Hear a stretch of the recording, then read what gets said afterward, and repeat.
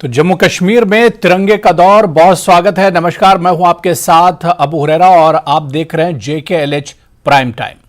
कश्मीर में 15 अगस्त यानी यौम आजादी के जश्न का अभी से उत्साह देखा जा रहा है।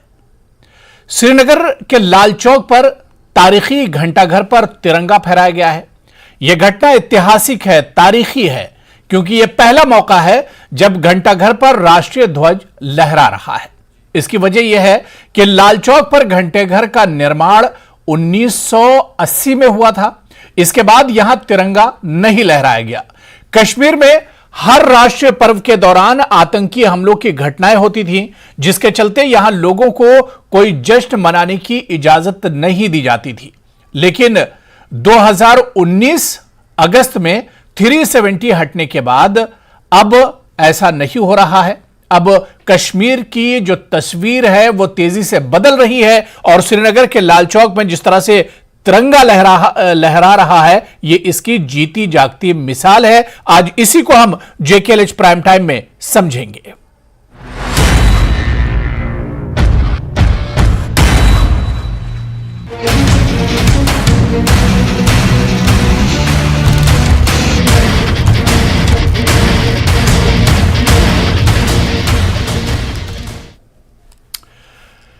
तो श्रीनगर के तारीखी लाल चौक और लाल चौक पर जो घंटा घर बना है, क्लॉक टावर जिसे कहा जाता है, इस पर अब तिरंगा पूरे आन बान शान के साथ लहरा रहा है और ये एक जीती जागती मिसाल है कश्मीर में बदलाव की, जहां पर लोग डरते थे तिरंगा उठाते हुए, अपने घरों पर तिरंगा लगाते हुए। अब कश्मीर के शहरी इलाकों में ही नहीं बल्कि दूर दराज के आउटस्कर्ट्स के गांव देहात के जो इलाके हैं वहां पर भी तिरंगा पूरी आन बान शान के साथ लहरा रहा है। यानी एक बड़ा बदलाव जम्मू कश्मीर में देखने को मिल रहा है। इसी पर चर्चा करेंगे। बहुत खास मेहमान मेरे साथ जुड़ रहे हैं। बहुत जल्दी अपने मेहमानों का आपसे इंट्रोडक्शन करा देता हूं। मेरे साथ माजिद हैदरी साहब हैं, सीनियर जर्नलिस्ट हैं, सहाफी हैं, जम्मू कश्मीर के हालात पर बहुत अच्छी नजर है। मेरे साथ सुरेंद्र अंबरदार जी हैं जो कि सीनियर लीडर हैं बीजेपी के, वो भी मेरे साथ जुड़े हुए हैं। सुरेंद्र अंबरदार जी और माजिद हैदरी साहब दोनों का बहुत स्वागत और बहुत इस्तकबाल है JKLH प्राइम टाइम में। कुछ देर में हमारे साथ कुछ और खास मेहमान आगे चर्चा में जुड़ेंगे। मैं माजिद हैदरी साहब आपसे ही शुरुआत करना चाहूंगा कि क्या कभी कोई सोच सकता था कि श्रीनगर का लाल चौक का जो घंटा घर है जो 1980 में बना था, क्या उस पर भी तिरंगा कभी लहराएगा? आज पूरे आन बान शान के साथ तिरंगा लहरा रहा है वहां पर। सब कुछ चीज मैं आपको करेक्ट करना चाहूंगा कि 75 वर्षों से पूरे देश में जम्मू कश्मीर के लेकर के हर जगह तिरंगा फहराया जाता था। तिरंगा लाल चौक पर पिछले वर्ष भी था, इसी घंटा घर के ऊपर था। अब ये नया बना, अभी हाल ही में तो एक नया तिरंगा इस पर फहराया गया जी। लेकिन हम जब तिरंगा की बात करते हैं, देखिए सच्चे आशिक प्यार दिल में रखते हैं। दिखावे की जरूरत उन्हें पड़ती है जिन्होंने कि 52 ईयर्स तक अपने ऑफिस के ऊपर तिरंगा नहीं फहराया था। उन्हें दिखावे की जरूरत है, आम इंसान को दिखावे की जरूरत है। और जब आप बार बार ये कहते हैं ना हर न्यूज चैनल वाले कि जी अब लाल चौक में तिरंगा फहराया जाता है, अब जम्मू कश्मीर में, अब कश्मीर में तिरंगा फहराया जाता है, तो मेरे भाई आप लोग अपमानित करते हैं उन 1800 से ज्यादा जम्मू कश्मीर पुलिस के जवानों की जिन्होंने तिरंगे के लिए जान दी। ये अपमान है उन हमारे सेना कर्मियों का, भारतीय सेना के सेना कर्मियों का, जिन्होंने 3500 से ज्यादा सीमा सुरक्षा बल और बाकी सेना कर्मियों ने जान दी तिरंगे के लिए कश्मीर में। क्या पिछले 31 वर्ष से देश में तिरंगा, जम्मू कश्मीर में तिरंगा नहीं था? क्या पिछले 75 वर्ष से जम्मू कश्मीर में तिरंगा नहीं था? ये 2019 से पहले, 2019 से पहले की जो तस्वीर है और 2019 के बाद की तस्वीर, क्या इसमें कोई फर्क नहीं है? 2019 से पहले क्या आप लाल चौक में और वहां पर तिरंगा लहरा सकते थे आप क्लॉक टावर पर? मेरे भाई तिरंगा हमेशा देशवासियों के दिल में होता था, आज भी दिल में, तब भी दिल में था। आज दिखावा ज्यादा है, तब दिखावा कम था, फर्क इतना ही है। तिरंगा तब भी दिल में था, आज भी दिल में, और तिरंगा हमेशा रहेगा। और देखिए जो भाजपा ने शुरू कर दिया पिछले कुछ वर्षों से कि घर घर तिरंगा, मेरे भाई क्या उन आतंकियों के घर पर भी तिरंगा फहराया जाएगा जिन्होंने राजीव गांधी जी की हत्या की थी? क्या उन आतंकियों के घर पर भी तिरंगा फहराया जाएगा जिनने इंदिरा गांधी जी की हत्या की थी? क्या उन आतंकियों के घर पर भी तिरंगा फहराया जाएगा जिनने कश्मीर में हजारों लोगों की हत्या की? क्या उन बलात्कारियों के घर पे भी तिरंगा फहराया जाएगा जिनने निर्भया का बलात्कार किया था? क्या उन बलात्कारियों के घर पे भी तिरंगा फहराया जाएगा जिन्होंने के बाकी जगहों पे बलात्कार किए थे? ये क्या आप कहते हैं घर घर तिरंगा? भाई तिरंगे का आदर दिल में रखो। तिरंगा सबसे बड़े सम्मान की चीज है। इस देश की आन बान और शान तिरंगा है, तो उसे सबसे पहले दिल में रखो। जो चीज दिल में होती है उसका सबसे ज्यादा प्यार होता है। नहीं, बहुत अच्छी बात है माजिद हैदरी साहब। एक कश्मीरी जब इस तरह से तिरंगे को लेकर बोलता है तो वाकई में सीना खुशी से और उत्साह से चौड़ा हो जाता है। मुझे तो बहुत अच्छा लग रहा है कि माजिद हैदरी साहब आज इस तरह की बातें कर रहे हैं, और कश्मीरियों के दिल में इसके लिए मोहब्बत थी, लेकिन अब वो चीजें निकल कर भी आ रही हैं। बदलाव ये बदलाव है कि जो चीजें कश्मीर के लोगों के दिलों में थी वो अब निकल कर भी आ रही हैं। 2019 से पहले कहां से लाल चौक में तिरंगा लहराया जाता था, लेकिन अब वहां पर तिरंगा लहराया जा रहा है। यह बड़ा बदलाव और इसका वेलकम किया जाना चाहिए। मेरे साथ एक और बहुत खास मेहमान जुड़ चुके हैं, डॉक्टर एसपी वैद साहब जुड़े हुए हैं, जो कि फॉर्मर डीजीपी हैं जम्मू कश्मीर के। डॉक्टर एसपी वैद साहब, सर आपका भी बहुत इस्तकबाल है जेकेएल प्राइम टाइम में। मैं जल्दी से सुरेंद्र अंबरदार जी, जो बात यहां पर माजिद हैदरी साहब कह रहे थे कि तिरंगे का प्यार तो हर दिल में है, लेकिन बीजेपी इसको कहीं ना कहीं सियासत से जोड़ देती है।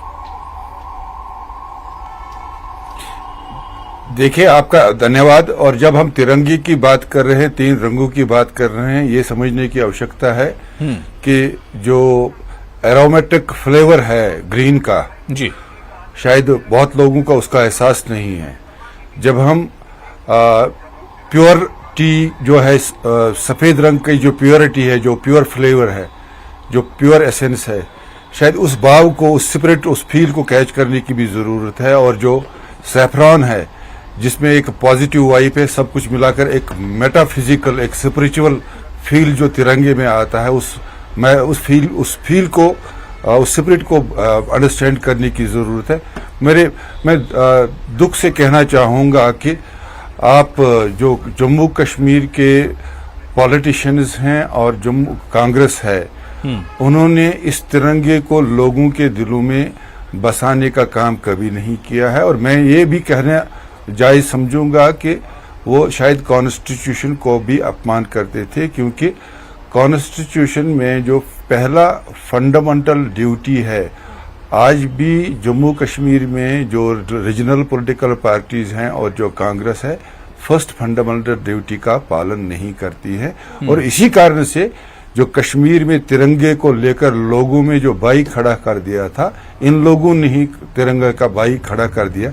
भारतीय जनता पार्टी ने जब रीऑर्गेनाइजेशन करके लोगों के दिलों से भाई दूर कर दिया, अब स्वयं जो लोग चाहते थे कि तिरंगा लहराया जाए, तिरंगा उनके दिलों में समाया जाए, अब वो सामने आ रहा है। और दूसरी बात आप ये भी समझ लीजिए कि किसी भी 15 अगस्त को और 26 जनवरी को जम्मू कश्मीर का रीजनल कोई लीडर पार्टिसिपेट नहीं करता है। जब वो मंत्री बनते हैं तब उन प्रोग्राम्स में 15 अगस्त और 26 जनवरी सेलिब्रेट करते हैं। रिकॉर्डेड है, कहीं भी देख लीजिए कि लोकल पॉलिटिकल लीडर किसी भी गणतंत्र दिवस या स्वतंत्रता दिवस को वैसे सेलिब्रेट नहीं करता है जैसे भारतीय जनता पार्टी। ठीक है, वो तो देखिए छोटे से छोटा कार्यकर्ता। जी, बिल्कुल बिल्कुल, ये तो पॉलिटिक्स से जुड़ी हुई बात हो गई। लेकिन कश्मीर में जो अब बड़ा बदलाव देखने को आ रहा है, हम तो देख रहे हैं कि इसमें राजनीति क्या है गांव में। इसमें अबू जी ये मुझे बताइए, उसमें ये बताइए कि 15 अगस्त सबको सेलिब्रेट करना चाहिए ना, इसमें राजनीति कहां से आई? ये तो राष्ट्रीय पर्व है। बिल्कुल, ये तो राष्ट्रीय 26 जनवरी और 15 अगस्त तो राष्ट्रीय पर्व है, इसमें राजनीति कहां से आ गई? ये तो देश में सामान्य व्यक्ति जिसको राजनीति से कुछ भी नहीं है, वो भी 15 अगस्त और 26 जनवरी मना रहे हैं। आप यहाँ के लोकल पॉलिटिकल पार्टीज को गिन लीजिए, अभी 15 अगस्त आने वाला है, कौन पार्टिसिपेट करता है? जो हुर्रियत का एजेंडा जिसपे जम्मू कश्मीर की सरकारों के सिग्नेचर होते थे, अब वो नहीं है। जो सरकारें पैलेट पॉलिटिक्स और स्टोन पॉलिटिक्स करते थे, वो अब नहीं है। अब चलिए, ठीक है ना, एक बदलाव तो अब एक बदलाव तो देखने को आ रहा है नहीं, और यही बदलाव है जिसकी बात आप कर रहे हैं। मैं डॉक्टर एसपी वैद साहब से, क्योंकि बहुत करीब से उन्होंने कश्मीर के हालात देखे हैं और देख रहे हैं कि जो बदलाव हुआ है कश्मीर में, उसे भी डॉक्टर एसपी वैद साहब देख रहे हैं। डॉक्टर एसपी वैद जी, सर 1980 या 80s की अगर हम बात करें तो क्या कभी ये सोचा जा सकता था उस तरह के माहौल में कि श्रीनगर के लाल चौक पर जो घंटा घर बना है वहां पर तिरंगा लहराएगा, जिस आन बान शान के साथ हमारा तिरंगा लहरा रहा है वहां पर? जी, आप अबू जी आदाब, आपने मुझे बुलाया, पहले तो आपका शुक्रिया, और आपके माध्यम से सभी दर्शकों को मेरा नमस्कार। देखिए, ऐसा है कि जब हम छोटे होते थे तो जम्मू कश्मीर में ये जो 86-87 के बाद माहौल बना, उसकी वजह से एक डर का माहौल पैदा हो गया। उससे पहले एक बड़ा खुला माहौल होता था, टेररिज्म नहीं था, और बच्चे बड़े पूरे जम्मू कश्मीर में बड़े खुले माहौल से भारत का झंडा चलाते थे। लेकिन आपने देखा 86-87 के बाद जब ये ऑपरेशन टोपैक पाकिस्तान ने इंट्रोड्यूस किया और उसमें हमारी कुछ पॉलिटिकल जो लोकल पार्टीज थी वो सॉफ्ट सेपरेटिज्म जो प्ले करती थी, और पाकिस्तान का नुमाइंदा यहाँ हुर्रियत और सेपरेटिस्ट जो इसको एक इन्होंने ऐसा माहौल बनाया जिससे हर शहरी के मन में खौफ का माहौल पैदा, एक डर का माहौल पैदा हो गया। और ये जैसे अंबरदार साहब कह रहे थे कि जब ऑफिशियल पोजीशन में लोग होते थे, एक ऐसा वक्त आ गया कि 15 अगस्त और 26 जनवरी सिर्फ ऑफिशियल फंक्शंस बन गए, और लोग इतने डरते थे कि ऑफिशियल फंक्शंस में नहीं आते थे। सिर्फ जो मिनिस्टर है, एमएलए है, ऑफिसर है वो आएगा, बाकी आम आदमी उसको डरता था आने में। आज 15 अगस्त और 26 जनवरी को जिस खुले तरीके से मनाया जाता है, खासकर एब्रोगेशन के बाद, वो जो कश्मीर में एक डर का माहौल था उसको बहुत हद तक तब्दील किया है। और लाल चौक में इस तरह खुला माहौल, आप देखिए पोलो व्यू में किस तरह का बाजार को खुला नए तरीके से सजाया गया, जहां जो बाजार 5 बजे बंद, 6 बजे बंद हो जाता। मैंने देखा है अर्ली 90 में 5 बजे दुकानें बंद हो जाती थी, बिल्कुल। और आज रात के 11-12 बजे लोग आइसक्रीम खाते हैं, वहां बाजार में घूमते हैं, बच्चे खुले दिल से स्कूल में घूमते हैं, पढ़ाई करते हैं। वहां पहले 365 दिन में से 250 दिन तो हड़ताल होती थी, हुर्रियत जो पाकिस्तान के कहने पे चलती थी, और उसके जरा जरा सी बात पे काल होती थी, और पूरी सोसाइटी को इफेक्ट किया गया। सिर्फ हुर्रियत की बात नहीं है, पूरे जो कश्मीर का समाज था उसको इस तरह से इफेक्ट कर दिया था कि इवन सरकार के अंदर ऐसे लोग थे जो सेपरेटिज्म को मदद करते थे, पाकिस्तान के प्लान को मदद करते थे। कुछ इनमें से आइडेंटिफाई किए गए, उनको डिसमिस किया गया, और उनके खिलाफ जो इकोसिस्टम बनाया था उस पर प्रहार किया गया। इन जो नेशनल एजेंसीज ने इन्वेस्टिगेशन शुरू की, जो इसको टेरर फंडिंग करने वाले थे, पत्थरबाजी करवाने वाले थे, ये जो सारा डर का माहौल चलाने वाले थे, जो अपर ग्राउंड सिस्टम बना हुआ था, उसको चाहे वो मीडिया में हो, बिजनेस में हो, यूनिवर्सिटीज में हो, एकेडमिया में हो, उन सरकार में हो, उन सबको आइडेंटिफाई करके बारी बारी उनके खिलाफ कार्रवाई हुई है। मैं समझता हूं आज जिस तरह का खुला माहौल है कश्मीर के, हर आदमी आज एक फील करता है कि ये मेरा त्योहार है, 15 अगस्त मेरी आजादी का दिन है, और वो पूरे खुले माहौल से उसको मनाता है। मैं अभी एक लोकल कश्मीरी चैनल का किसी याना मीर का मैं वो देख रहा था प्रोग्राम, किस तरह से वो लोगों के लोकल लोगों के इंटरव्यू ले रही थी, और किस तरह से वो खुशी का इजहार, एक दो ने बोला कि हमें ये दिक्कतें हैं, नेचुरल दिक्कतें होती हैं, लेकिन 15 अगस्त का वेलकम किया, और खासकर 5 अगस्त जब एब्रोगेशन हुआ 19 में, उसके बाद कितनी तब्दीली आई है, डेवलपमेंट किस तरह से हो रही है, किस तरह से एक अच्छा माहौल पैदा हो रहा है, बहुत सारे काम हो रहे हैं, लोगों के जो मसले हैं उसका बहुत सारा पुश हो रहा है। बड़ा बदलाव देखने में आया, बदलने की टूरिज्म, बिल्कुल इन 4 सालों में बड़ा बदलाव कश्मीर में देखने में आ रहा है। बिल्कुल वैद साहब, काफी तफसील में चीजें आपने बताई हैं। मेरे साथ एक और खास मेहमान जावेद बेग साहब हैं, जो सोशल एक्टिविस्ट हैं, वो भी मेरे साथ जुड़े हुए हैं। जावेद बेग साहब, आपका भी बहुत इस्तकबाल है जेकेएलएच प्राइम टाइम में। जावेद बेग साहब, क्या वाकई पिछले 4 सालों की अगर बात की जाए, अब कश्मीर के गांव देहात शहर सब कहीं, चाहे लाल चौक हो या इस तरह के और भी जो सेंसिटिव इलाके थे, हर जगह पर तिरंगा पूरे आन बान शान के साथ लहराता नजर आ रहा है। 15 अगस्त से पहले हम देख रहे हैं कि 15 अगस्त से पहले ही कश्मीर में लोगों में एक उत्साह है, एक जोशो खरोश है इसे लेकर। शुक्रिया।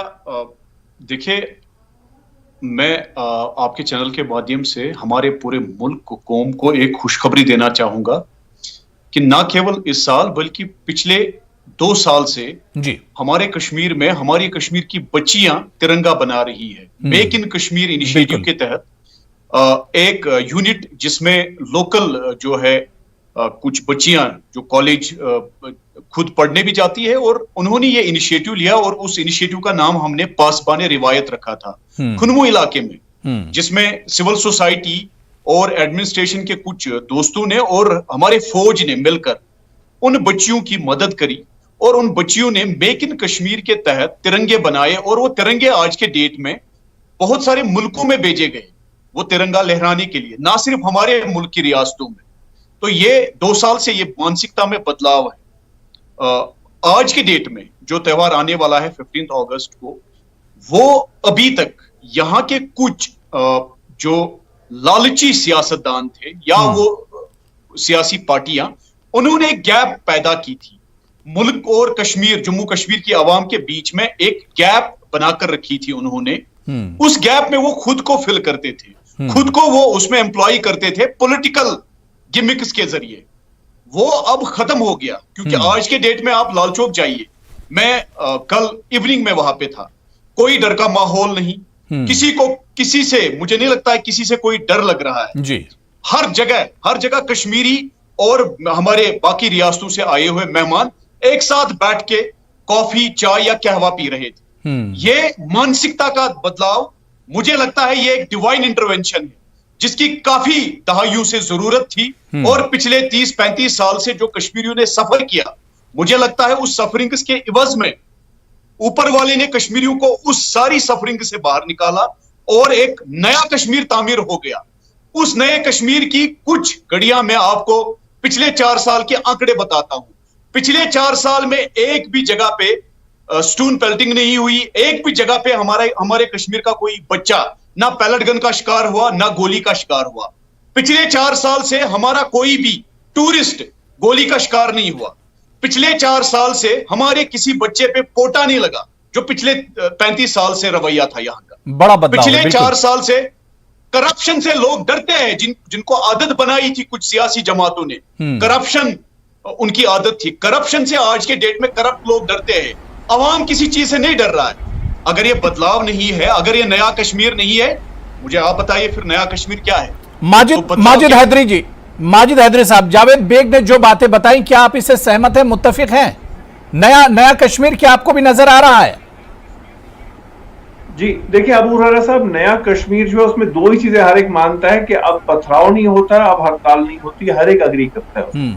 लेकिन बाकी जो चीजें हैं, देखें हम तिरंगे की बात कर रहे हैं, तिरंगे के आदर की बात कर रहे हैं, बिल्कुल तिरंगा हर एक भारतीय के दिल में होना चाहिए। लेकिन मुझे आप पहले एक चीज बता दें, आप लोगों में से कोई भी, क्या गांधी जी, नेहरू जी, अंबेडकर जी ने कहा था कि तिरंगे के नाम पे दिखावा करो? अगर कहा तो मैं भी करूं, अगर उन्होंने नहीं कहा तो मैं नहीं करूंगा। अब देखिए आप कहां लेकर जा रहे हैं, आप कहां लेकर जा रहे हैं? सवाल जो यहां पर जावेद बेग ने उठाया, या जो बातें सुरेंद्र अंबरदार जी ने कही कि एक डर का माहौल बनाया जाता था, खौफ का माहौल, हुर्रियत की तरफ से कहा जाता था कि तिरंगा नहीं लहराया जा सकता है, इस पर बात क्यों नहीं कर रहे हैं आप? देखें अबू हुरैरा साहब, सुरेंद्र अंबरदार जी ने एक बहुत गलत बात कही। अंबरदार जी आ रहा हूं जी। कांग्रेस यहाँ पे तिरंगे का तिरंगे का जो आज प्रचार है, आन बान शान है, कांग्रेस नहीं करने देना चाहती। मैं सुरेंद्र अंबरदार जी आपसे एक सवाल पूछता हूं। कांग्रेस की तरफ से 2 प्रधानमंत्रियों ने आतंक से लड़ते हुए देश के लिए जान दी। आप मुझे भाजपा का एक लीडर बता दीजिए जिसने आतंक से लड़ते हुए देश के लिए जान दी। मैं इसी मंच पे आज भाजपा ही ज्वाइन कर दूंगा, मैं सहाफत छोड़ के आज भाजपा ज्वाइन कर दूंगा। मुझे एक नाम बता दीजिए। ये जो कांग्रेस के नाम पे आप हमेशा बोलते हैं, भाई आप लोग इस देश में तिरंगे को नहीं लाए। तिरंगा 75 वर्षों से चल रहा था, और तिरंगा बनाने वाली माजिद हैदरी साहब देखिए, इसका जवाब अंबरदार जी देंगे, सुनील अंबरदार जी इसका जवाब जरूर देंगे जो सवाल आपने किया है। लेकिन मैं कह रहा हूं कि तिरंगा बीजेपी और कांग्रेस से हटकर अगर कश्मीर में हम बात करते हैं, हुर्रियत का एक डर और खौफ का माहौल होता था। वहां के लीडर, जिस तरह से खुद जावेद बेग ने बताया कि वहां के ऐसे पॉलिटिशियन थे जो डराते थे, इसके नाम पर डराया जाता था बाकायदा। अब वो एक बदलाव देखने में आ रहा है। वो तमाम चीजें खत्म हो गई, हुर्रियत खत्म हो गई, जमाते इस्लामी खत्म हो गई, तमाम चीजें खत्म हो गई। मेरे भाई, तिरंगे की सबसे बड़ी पहचान और तिरंगे के साए में जो चीज पलती है वो लोकतंत्र है, और 5 वर्षों से जम्मू कश्मीर में लोकतंत्र नहीं है। तिरंगे के नाम पे भाजपा सियासत कर रही है, दिखावा कर रही है, लेकिन लोकतंत्र को जिंदा नहीं कर रही। जिस लोकतंत्र का आश्वासन हमें देश का संविधान देता है, जिस चीज का आश्वासन हमें गांधी जी, नेहरू जी और अंबेडकर जी ने दिया था। अरे जब आज संविधान, सुरेंद्र अंबरदार जी माजिद हैदरी साहब जो सवाल पूछ रहे हैं लोकतंत्र को लेकर, इसका जवाब चाहिए। अबू जी, एक तो जो डॉक्टर वैद साहब ने जो इंडिकेटर्स दे दिए जी, वो बेसिकली जीनिसिस है, कश्मीर के बड़े आयामों की जीनिसिस उन्होंने कर दी बहुत कम समय में और बहुत इलॉबरेट किया जी। दूसरा, मैं जो जावेद बेग साहब ने ये कहा कि छोटी छोटी बच्चियां अब तिरंगा बनाते हैं, मेरे पास जो इन्फॉर्मेशन है कि 1000 घरों में इस समय तिरंगा बन रहा है। शायद हैदरी साहब को नहीं दिखेगा क्योंकि ये जो पैराशूट्स में घूमते हैं तो इनको जमीन की हकीकतें नहीं दिखती हैं। तीसरी बात कि करोड़ों की संख्या में अभी टूरिस्ट कश्मीर में है। चौथी बात कि 34 साल के बाद मुहर्रम का परमिशन यहाँ हुआ। सब लोगों ने, शिया बरादरी ने, सुन्नी बरादरी ने, सरकार ने एक इस प्रकार से इस मुहर्रम के महीने को एक डायरेक्शन दी। चौथी बात जो बहुत ही इम्पोर्टेंट है कि टूरिज्म के साथ साथ आज ये देख लीजिए कि होम स्टे का प्रोग्राम भी कश्मीर में इस लेवल पे है कि अब लोग घरों में, तो बात माहौल की है, बात बदलाव की है, और उस बदलाव में तिरंगा लाल चौक में भी आज पब्लिकली इन्होंने स्कूलों में नेशनल एंथम कांग्रेस, ठीक है, मैं भारत में 2 ही विचारधारा है। ठीक है, मैं डॉक्टर एसपी वैद साहब, एक जो कांग्रेस, डॉक्टर एसपी वैद साहब, मैं देखिए अब समय की कमी है, हालांकि माजिद हैदरी साहब के सवाल का जवाब सुनील अंबरदार जी आपने नहीं दिया है। सुरेंद्र अंबरदार जी, मैं डॉक्टर एसपी वैद साहब आपके पास आना चाहूंगा। डॉक्टर एसपी वैद साहब, सर जिस तरह के जम्मू कश्मीर में हालात बदल रहे हैं, अबू जी, हालात जिस तरह से वैद साहब अब बदल रहे हैं, हालात बदलने का मतलब यही है। नहीं ठीक है, प्रधानमंत्री जी का विजन जो है जी, अंबरदार जी बात हो गई। मेरे पास अब समय कम है, वैद साहब से मैं एक चीज और समझ लेता हूं, क्योंकि जब कश्मीर में हालात बेहतर होते हैं तो ये चीज पाकिस्तान को खटकती है, जो दहशतगर्द तंजीमें उन्हें खटकती है। वैद साहब, अब क्योंकि लाल चौक पर तिरंगा पूरे आन बान शान के साथ लहरा रहा है, तो कहीं ना कहीं पाकिस्तान के पेट में दर्द जरूर हो रहा होगा। कांग्रेस के पेट में भी दर्द हो रहा है जी, पाकिस्तान के पेट में बहुत जबरदस्त दर्द हो रहा है। दर्द ही नहीं हो रही है उनको तो मुझे लगता है सर्जरी की जरूरत पड़ेगी। उनकी जो हालत है वो वही जानते हैं और हम थोड़ा बहुत उनके बारे में जानते हैं। वो बहुत बुखलाहट है। उन्होंने देखा किस तरह से G20 की मीटिंग हुई, पूरी दुनिया के बड़े बड़े मुल्क आए यहाँ। उन्होंने देखा किस तरह से मुहर्रम का जुलूस निकला, उन्होंने देखा किस तरह से फिजा बदली है। आज बच्चा कश्मीर में देखो, हमारे छोटे बच्चों को आप जिस तरह से गुमराह करेंगे वो बेचारे उसी तरह चलेंगे। बिल्कुल, एक ऐसा माहौल बना दिया गया था 85-86 के बाद कि उनको कि भारत डिफरेंट है और कश्मीर डिफरेंट है और बीच में ये पॉलिटिकल गैम्बलिंग होती थी, वो फिजा बदल गई है। अब उनकी दुकान नहीं चलती है। तो ये चेंज जो है वो हमारे बच्चे वेलकम कर रहे हैं, क्योंकि वो भारत को जैसे प्रधानमंत्री ने कहा कि हम इस टर्म में तीसरी दुनिया की बड़ी इकोनॉमी बनाएंगे। वो अब आज का बच्चा इंडिया के साथ जुड़ना चाहता है, वो इंडिया का हिस्सा बनना चाहता है, इस डेवलपमेंट गेम का हिस्सा बनना चाहता है, पाकिस्तान फेल्ड स्टेट का हिस्सा नहीं बनना चाहता। तो ये जो बच्चा है हमारा कश्मीर का, आज का जम्मू कश्मीर का, वो सोशल मीडिया में हर चीज देखता है। तो ये जो फिजा बदली है, ये हम सबको वेलकम करनी चाहिए और बहुत जल्दी बिल्कुल दुनिया के सामने अब एक नया कश्मीर उभर रहा है। दुनिया के सामने एक नया कश्मीर उभर रहा है और वो सभी लोग परेशान हैं जो नहीं चाहते कि कश्मीर में हालात बेहतर हों।